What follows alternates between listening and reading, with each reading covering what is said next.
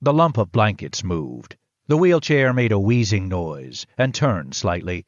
I could see the outline of the man's face in profile, his shaggy beard, and... Then it grabbed me. The flatness. He had no nose. I shuddered and stifled a gasp. Not a pretty sight, would you say, Mr. Perkins? Too bad you can't see it in full light. It is truly grotesque. Again there was the sound of choking laughter. But, as I'm sure you can appreciate, I must remain anonymous. Certainly you could learn my identity if you tried, although you might find that I am dead. Officially, I no longer exist. Yet I trust you won't try. You and your family are better off not knowing who I am. The arm of the Shah and Savak reaches far. The chair wheezed and returned to its original position. I felt a sense of relief, as though not seeing the profile somehow obliterated the violence that had been done. At the time, I did not know of this custom among some Islamic cultures. Individuals deemed to have brought dishonor or disgrace upon society or its leaders are punished by having their noses cut off. In this way, they are marked for life, as this man's face clearly demonstrated. I'm sure, Mr. Perkins, you're wondering why we invited you here. Without waiting for my response, the man in the wheelchair continued. You see, this man who calls himself the King of Kings is in reality satanic. His father was deposed by your CIA with, I hate to say it, my help, because he was said to be a Nazi collaborator. And then there was the Mossadegh calamity. Today, our Shah is on the route to surpassing Hitler in the realms of evil. He does this with the full knowledge and support of your government. Why is that? I asked. Quite simple. He is your only real ally in the Middle East, and the industrial world rotates on the axle of oil that is the Middle East. Oh, you have Israel, of course, but that's actually a liability to you, not an asset. And no oil there. Your politicians must placate the Jewish vote, must get their money to finance campaigns. So you're stuck with Israel, I'm afraid. However, Iran is the key. Your oil companies, which carry even more power than the Jews, need us. You need our Shah, or you think you do, just as you thought you needed South Vietnam's corrupt leaders. Are you suggesting otherwise? Is Iran the equivalent to Vietnam? Potentially much worse. You see, this Shah won't last much longer.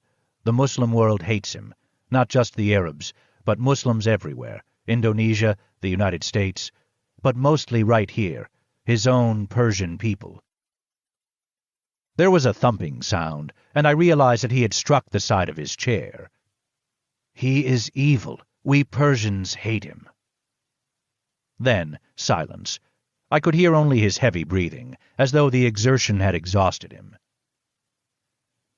Doc is very close to the mullahs, Yamin said to me, his voice low and calm. There is a huge undercurrent among the religious factions here, and it pervades most of our country, except for a handful of people in the commercial classes who benefit from the Shah's capitalism. I don't doubt you, I said, but I must say that during 4 visits here, I've seen nothing of it. Everyone I talk with seems to love the Shah, to appreciate the economic upsurge. You don't speak Farsi, Yamin observed. You hear only what is told to you by those men who benefit the most. The ones who have been educated in the States or in England end up working for the Shah. Doc here is an exception, now. He paused, seeming to ponder his next words. It's the same with your press. They only talk with the few who are his kin, his circle. Of course, for the most part, your press is also controlled by oil, so they hear what they want to hear and write what their advertisers want to read. Why are we telling you all this, Mr. Perkins? Doc's voice was even more hoarse than before, as if the effort of speaking and the emotions were draining what little energy the man had mustered for this meeting. Because we'd like to convince you to get out, and to persuade your company to stay away from our country. We want to warn you that although you may think you'll make a great deal of money here, it's an illusion. This government will not last." Again, I heard the sound of his hand thudding against the chair. "And when it goes, the one that replaces it will have no sympathy for you and your kind." "You're saying we won't be paid?" Doc broke down in a fit of coughing. Yamin went to him and rubbed his back. When the coughing ended, he spoke to Doc in Farsi, and then came back to his seat. "We must end this conversation," Yamin said to me. "In answer to your question, yes, you will not be paid. You'll do all that work, and when it comes time to collect your fees, the Shah will be gone." During the drive back, I asked Yamin why he and Doc wanted to spare Maine, the financial disaster he had predicted. "We'd be happy to see your company go bankrupt. However, we'd rather see you leave Iran. Just one company like yours, walking away, could start a trend. That's what we're hoping. You see, we don't want a bloodbath here, but the Shah must go, and we'll try anything that will make that easier. So we pray to Allah that you'll convince your Mr. Zambadi to get out while there is still time." "Why me?" "I knew during our dinner together, when we spoke of the Flowering Desert Project, that you were open to the truth. I knew that our information about you was correct. You are a man between two worlds, a man in the middle." It made me wonder just how much he did know about me. Chapter 20. The Fall of a King. One evening in 1978, while I was sitting alone at the luxurious bar off the lobby of the Hotel Intercontinental in Tehran, I felt a tap on my shoulder. I turned to see a heavy-set Iranian in a business suit. "John Perkins, you don't remember me?" The former soccer player had gained a lot of weight, but the voice was unmistakable. It was my old Middlebury friend, Farad, whom I had not seen in more than a decade.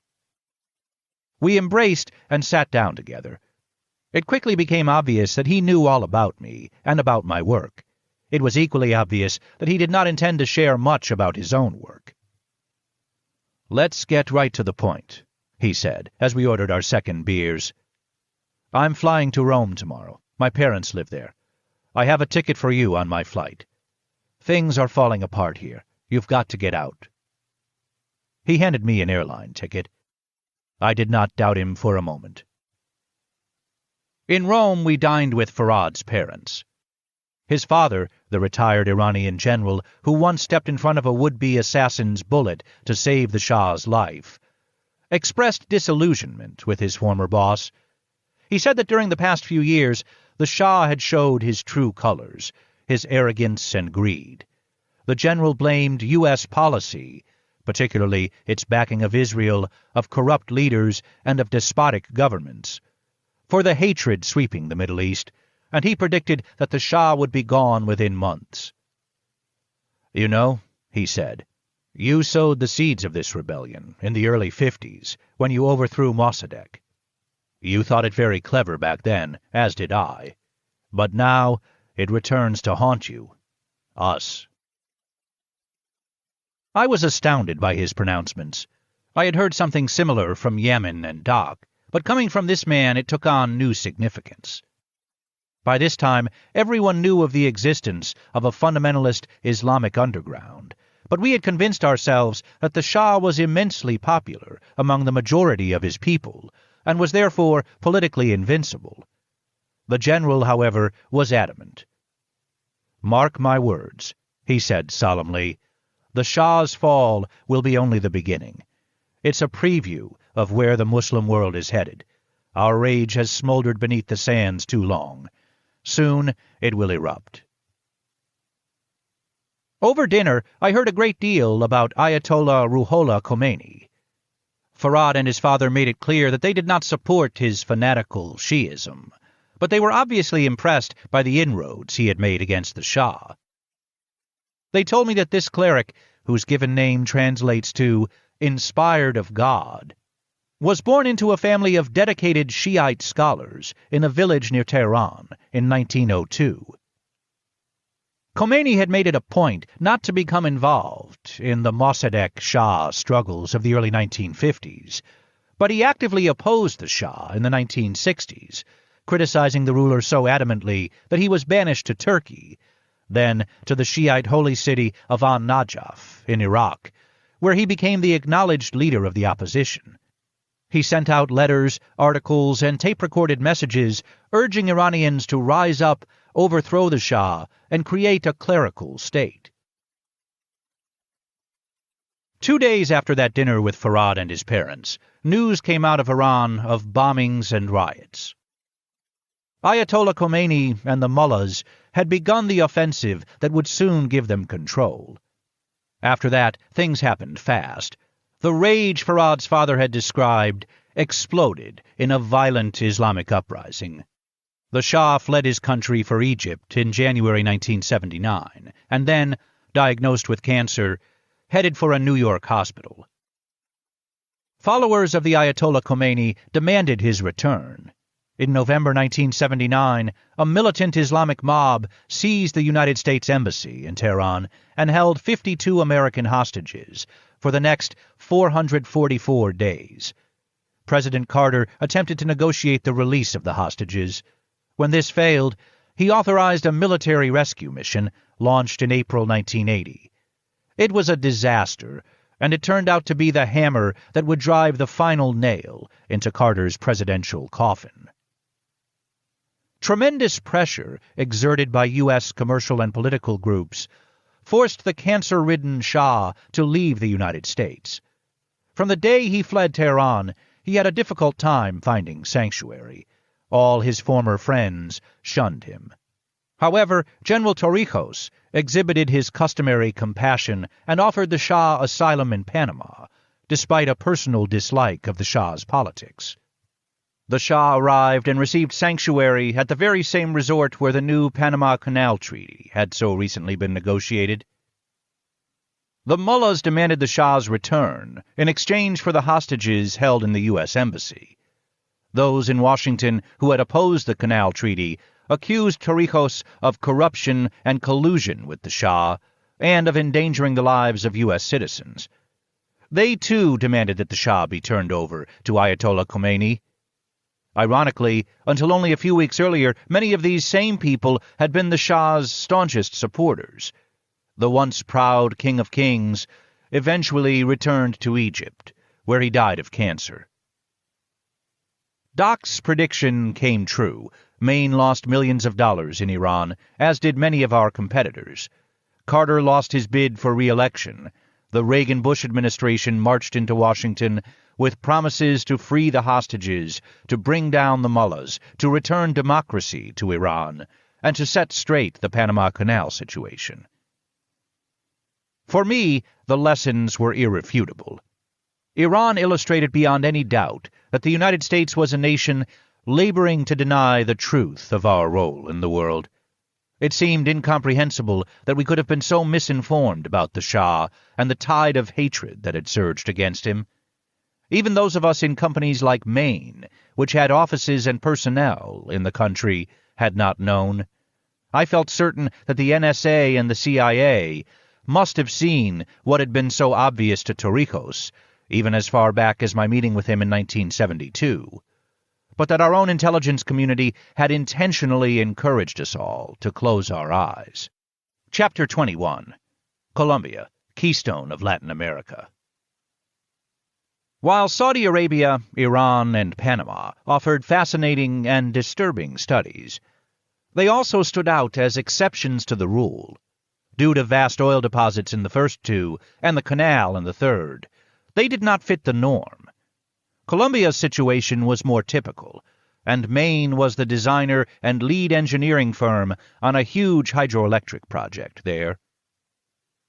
A Colombian college professor writing a book on the history of Pan-American relations once told me that Teddy Roosevelt had appreciated the significance of his country. Pointing at a map, the U.S. President and former Rough Rider reportedly described Colombia as the keystone to the arch of South America. I have never verified that story. However, it is certainly true that on a map, Colombia poised at the top of the continent, appears to hold the rest of the continent together. It connects all the southern countries to the Isthmus of Panama, and therefore to both Central and North America. Whether Roosevelt actually described Colombia in those terms or not, he was only one of many presidents who understood its pivotal position. For nearly 2 centuries, the United States has viewed Colombia as a keystone, or perhaps more accurately, as a portal into the Southern Hemisphere for both business and politics. The country also is endowed with great natural beauty, spectacular palm-lined beaches on both the Atlantic and Pacific coasts, majestic mountains, pampas that rival the Great Plains of the North American Midwest, and vast rainforests rich in biodiversity. The people, too, have a special quality, combining the physical, cultural, and artistic traits of diverse ethnic backgrounds, ranging from the local Tironas to imports from Africa, Asia, Europe, and the Middle East. Historically, Colombia has played a crucial role in Latin American history and culture. During the colonial period, Colombia was the seat of the viceroy for all Spanish territories north of Peru and south of Costa Rica. The great fleets of gold galleons set sail from its coastal city of Cartagena to transport priceless treasures from as far south as Chile and Argentina to ports in Spain. Many of the critical actions in the wars for independence occurred in Colombia. For example, forces under Simón Bolívar were victorious over Spanish royalists at the pivotal Battle of Boyacá in 1819. In modern times, Colombia has had a reputation for producing some of Latin America's most brilliant writers, artists, philosophers, and other intellectuals, as well as fiscally responsible and relatively democratic governments. It became the model for President Kennedy's nation-building programs throughout Latin America. Unlike Guatemala, its government was not tarnished with the reputation of being a CIA creation. And unlike Nicaragua, the government was an elected one, which presented an alternative to both right-wing dictators and communists. Finally, unlike so many other countries, including powerful Brazil and Argentina, Colombia did not mistrust the United States. The image of Colombia as a reliable ally has continued, despite the blemish of its drug cartels. The glories of Colombia's history, however, are counterbalanced by hatred and violence. The seat of the Spanish viceroy was also home to the Inquisition.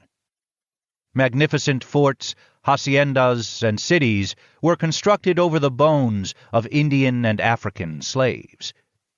The treasures carried on the gold galleons, sacred objects and masterpieces of art that had been melted down for easy transport, were ripped from the hearts of ancient peoples. The proud cultures themselves were laid to waste by conquistador swords and diseases.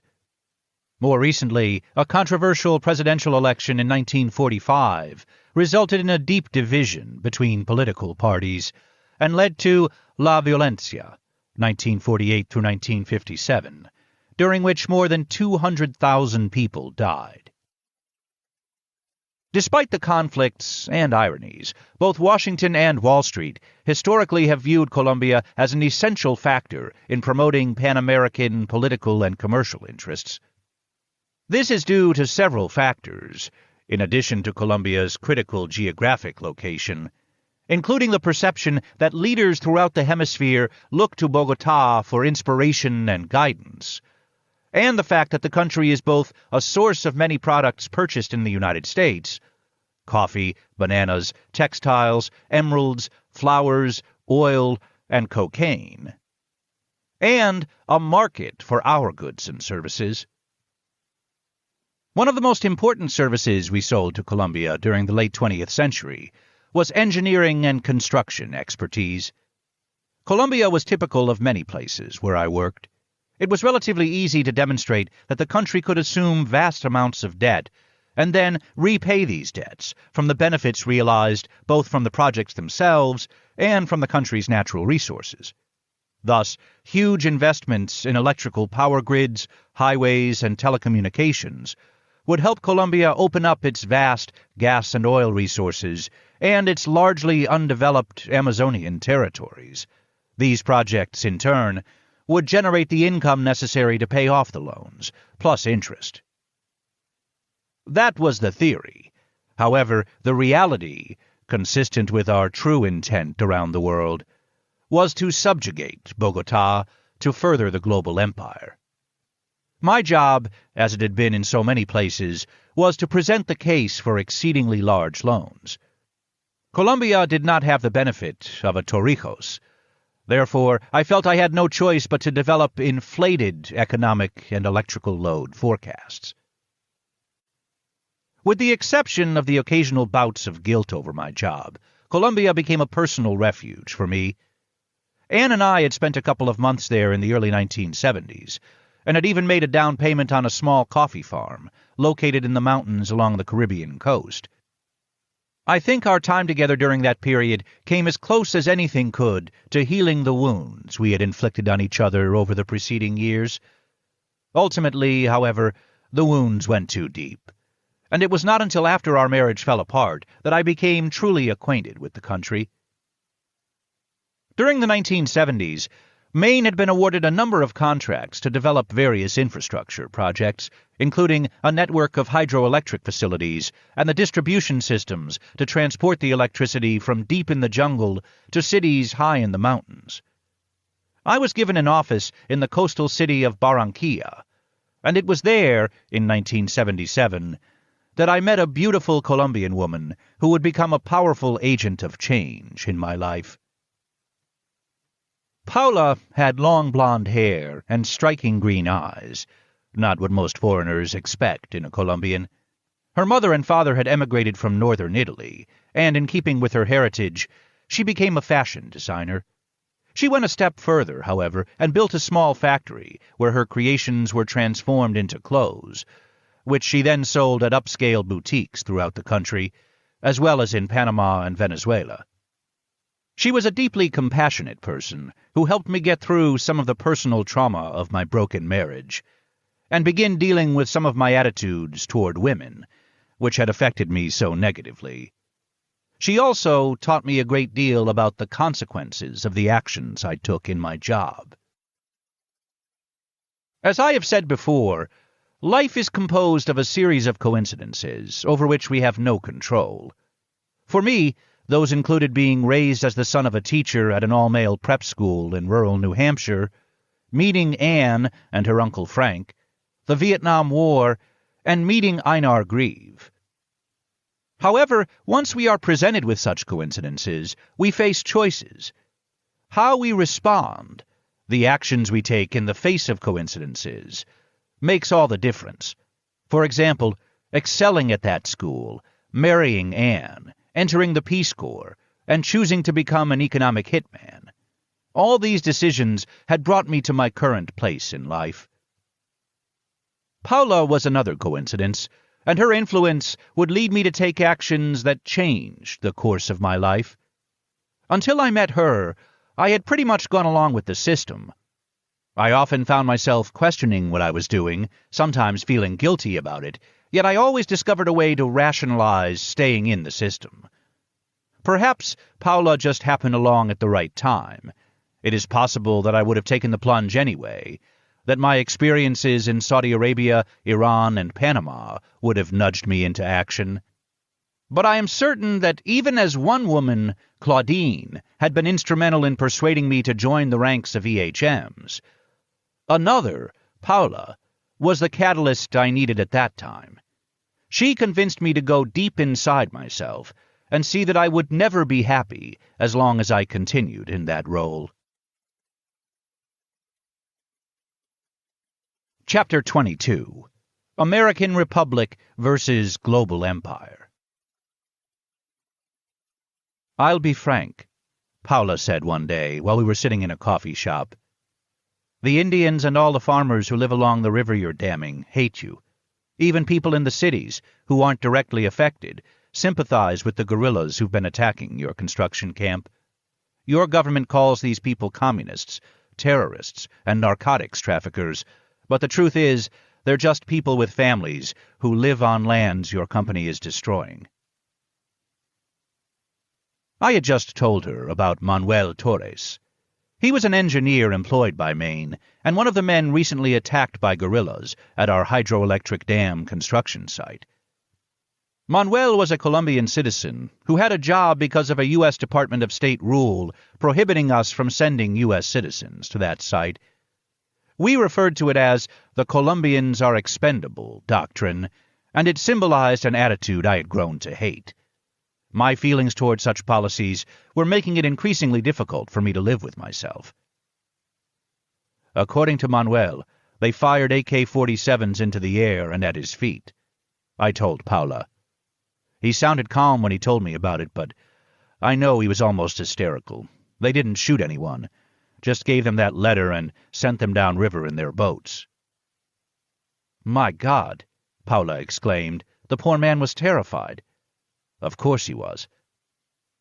I told her that I had asked Manuel whether he thought they were FARC or M19, referring to two of the most infamous Colombian guerrilla groups.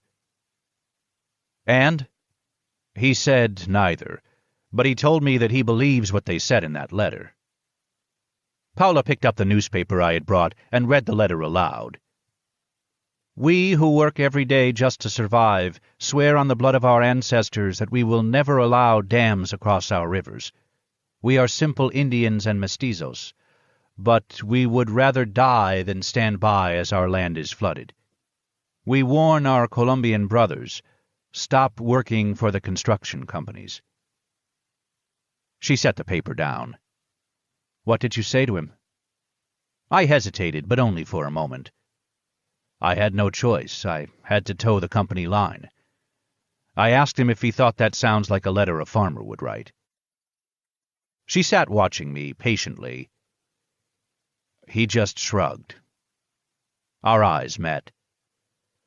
Oh, Paula, I detest myself for playing this role. What did you do next? She pressed. I slammed my fist on the desk. I intimidated him. I asked him whether farmers with AK-47s made any sense to him.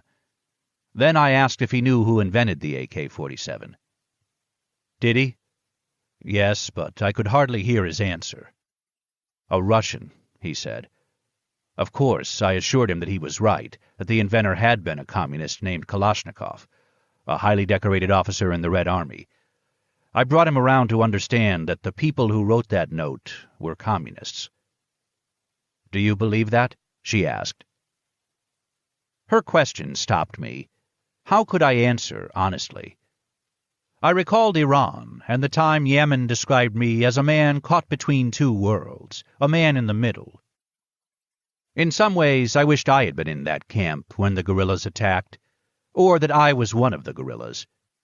An odd feeling crept over me, a sort of jealousy for Yemen and Doc and the Colombian rebels. These were men with convictions. They had chosen real worlds, not a no-man's territory somewhere between. I have a job to do, I said at last. She smiled gently. I hate it, I continued. I thought about the men whose images had come to me so often over the years. Tom Paine and other Revolutionary War heroes, pirates and frontiersmen. They stood at the edges, not in the middle. They had taken stands and lived with the consequences. Every day I come to hate my job a little more. She took my hand. Your job? Our eyes met and held. I understood the implication. Myself. She squeezed my hand and nodded slowly. I felt an immediate sense of relief just admitting it. What will you do, John? I had no answer. The relief turned into defensiveness. I stammered out the standard justifications, that I was trying to do good, that I was exploring ways to change the system from within, and the old standby, that if I quit, someone even worse would fill my shoes. But I could see from the way she watched me that she was not buying it. Even worse, I knew that I was not buying it either. She had forced me to understand the essential truth. It was not my job, but me that was to blame. "What about you?" I asked at last. "What do you believe?" She gave a little sigh and released my hand, asking, "You trying to change the subject?" I nodded. "Okay," she agreed, "under one condition, that we'll return to it another day." She picked up a spoon and appeared to examine it. "I know that some of the guerrillas have trained in Russia and China." She lowered the spoon into her café con leche, stirred, and then slowly licked the spoon. "What else can they do? They need to learn about modern weapons and how to fight the soldiers who've gone through your schools. Sometimes they sell cocaine in order to raise money for supplies. How else can they buy guns? They're up against terrible odds. Your World Bank doesn't help them defend themselves. In fact, it forces them into this position." She took a sip of coffee. "I believe their cause is just. The electricity will help only a few, the wealthiest Colombians, and thousands will die because the fish and water are poisoned after you build that dam of yours." Hearing her speak so compassionately about the people who opposed us, me, caused my flesh to crawl. I found myself clawing at my forearms. "How do you know so much about the guerrillas?" Even as I asked it, I had a sinking feeling, a premonition that I did not want to know the answer. "I went to school with some of them," she said. She hesitated, pushed her cup away. "My brother joined the movement." There it was. I felt absolutely deflated. I thought I knew all about her. But this... I had the fleeting image of a man coming home to find his wife in bed with another man. "How come you never told me?" "Seemed irrelevant. Why would I? It isn't something I brag about." She paused. "I haven't seen him for 2 years. He has to be very careful." "How do you know he's alive?" "I don't, except recently the government put him on a wanted list. That's a good sign." I was fighting the urge to be judgmental or defensive. I hoped she could not discern my jealousy. "How did he become one of them?" I asked. Fortunately, she kept her eyes on the coffee cup. "Demonstrating outside the offices of an oil company. Occidental, I think. He was protesting drilling on indigenous lands, in the forests of a tribe facing extinction. Him and a couple dozen of his friends. They were attacked by the army, beaten and thrown into prison. For doing nothing illegal, mind you, just standing outside that building, waving placards and singing."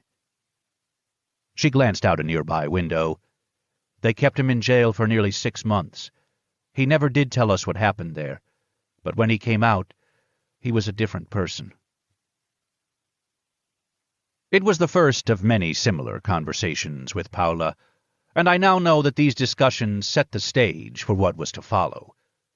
My soul was torn apart, yet I was still ruled by my wallet, and by those other weaknesses the NSA had identified when they profiled me a decade earlier in 1968.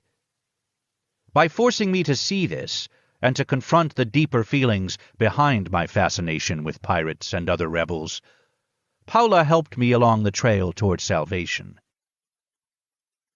Beyond my own personal dilemmas, my times in Colombia also helped me comprehend the distinction between the old American Republic and the new global empire. The Republic offered hope to the world. Its foundation was moral and philosophical, rather than materialistic. It was based on concepts of equality and justice for all. But it also could be pragmatic, not merely a utopian dream, but also a living, breathing, magnanimous entity. It could open its arms to shelter the downtrodden. It was an inspiration, and at the same time a force to reckon with. If needed, it could swing into action, as it had during World War II, to defend the principles for which it stood. The very institutions, the big corporations, banks, and government bureaucracies that threaten the Republic could be used instead to institute fundamental changes in the world. Such institutions possess the communications networks and transportation systems necessary to end disease, starvation, and even wars, if only they could be convinced to take that course. The global empire, on the other hand, is the Republic's nemesis. It is self-centered, self-serving, greedy, and materialistic, a system based on mercantilism. Like empires before, its arms open only to accumulate resources, to grab everything in sight and stuff its insatiable maw. It will use whatever means it deems necessary to help its rulers gain more power and riches. Of course, in learning to understand this distinction, I also developed a clearer sense of my own role. Claudine had warned me. She had honestly outlined what would be expected of me if I accepted the job Maine offered. Yet it took the experience of working in countries like Indonesia, Panama, Iran, and Colombia in order for me to understand the deeper implications. And it took the patience, love, and personal stories of a woman like Paula. I was loyal to the American Republic, but what we were perpetrating through this new, highly subtle form of imperialism was the financial equivalent of what we had attempted to accomplish militarily in Vietnam. If Southeast Asia had taught us that armies have limitations, the economists had responded by devising a better plan, and the foreign aid agencies and the private contractors who served them, or, more appropriately, were served by them, had become proficient at executing that plan. In countries on every continent, I saw how men and women working for U.S. corporations, though not officially part of the EHM network, participated in something far more pernicious than anything envisioned in conspiracy theories. Like many of Maine's engineers, these workers were blind to the consequences of their actions, convinced that the sweatshops and factories that made shoes and automotive parts for their companies were helping the poor climb out of poverty, instead of simply burying them deeper in a type of slavery reminiscent of medieval manors and southern plantations. Like those earlier manifestations of exploitation, modern serfs or slaves were socialized into believing they were better off than the unfortunate souls who lived on the margins, in the dark hollows of Europe, in the jungles of Africa, or in the wilds of the American frontier. The struggle over whether I should continue at Maine or should quit had become an open battlefield. There was no doubt that my conscience wanted out, but that other side, what I like to think of as my business school persona, was not so sure.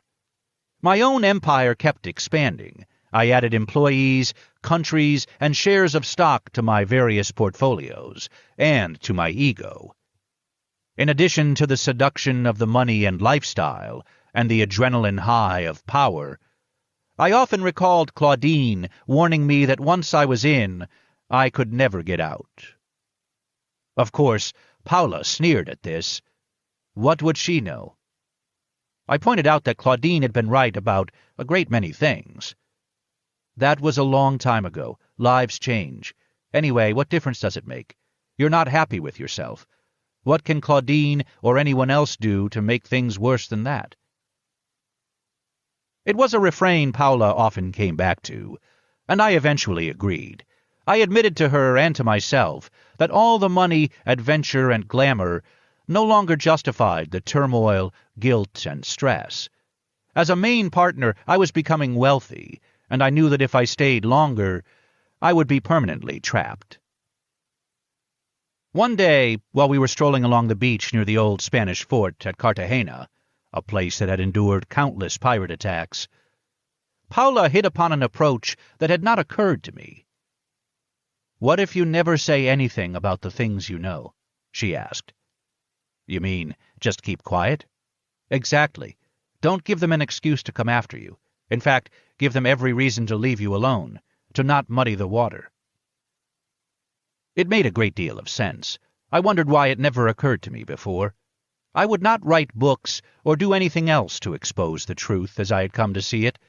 I would not be a crusader, Instead, I would just be a person, concentrate on enjoying life, travel for pleasure, perhaps even start a family with someone like Paula.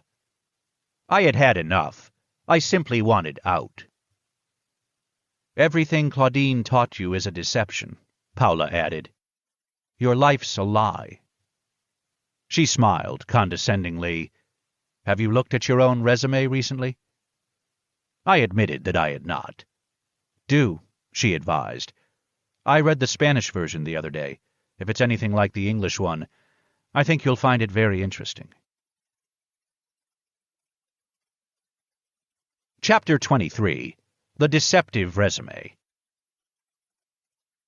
While I was in Colombia, word arrived that Jake Dauber had retired as Maine's president. As expected, Chairman and CEO Mac Hall appointed Bruno as Dauber's replacement. The phone lines between Boston and Barranquilla went crazy. Everyone predicted that I, too, would soon be promoted. After all, I was one of Bruno's most trusted protégés. These changes and rumors were an added incentive for me to review my own position. While still in Colombia, I followed Paula's advice and read the Spanish version of my resume. It shocked me. Back in Boston, I pulled out both the English original and a November 1978 copy of Main Lines, the corporate magazine. That edition featured me in an article titled, Specialists Offer Maine's Clients New Services. I once had taken great pride in that resume and that article, and yet now, seeing them as Paula did, I felt a growing sense of anger and depression. The material in these documents represented intentional deceptions, if not lies. And these documents carried a deeper significance, a reality that reflected our times and reached to the core of our current march to global empire. They epitomized a strategy calculated to convey appearances, to shield an underlying reality. In a strange way, they symbolized the story of my life, a glossy veneer covering synthetic surfaces. Of course, it did not give me any great comfort to know that I had to take much of the responsibility for what was included in my resume. According to standard operating procedures, I was required to constantly update both a basic resume and a file with pertinent backup information about clients served and the type of work done. If a marketing person or project manager wanted to include me in a proposal or to use my credentials in some other way, he could massage the basic data in a manner that emphasized his particular needs. For instance, he might choose to highlight my experience in the Middle East, or in making presentations before the World Bank and other multinational forums. Whenever this was done, the person was supposed to get my approval before actually publishing the revised resume. However, since, like many other Maine employees, I traveled a great deal, exceptions were frequently made.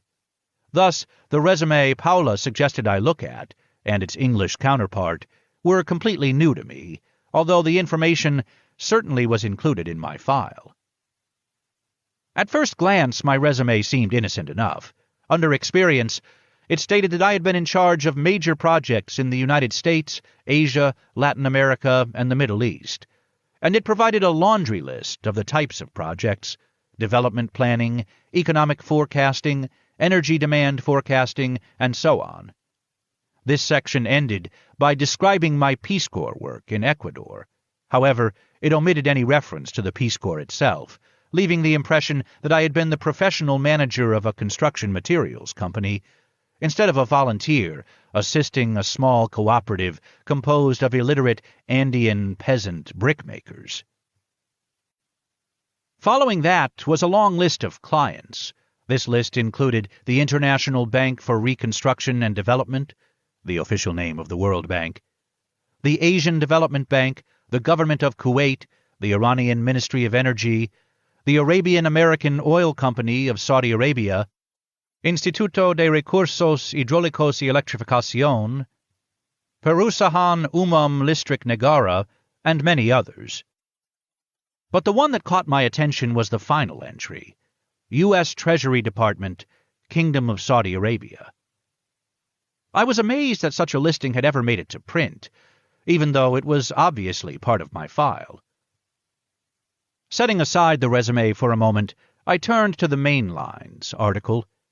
I clearly recalled my interview with its author, a very talented and well-intentioned young woman. She had given it to me for my approval before publishing it. I remembered feeling gratified that she had painted such a flattering portrait of me, and I immediately approved it.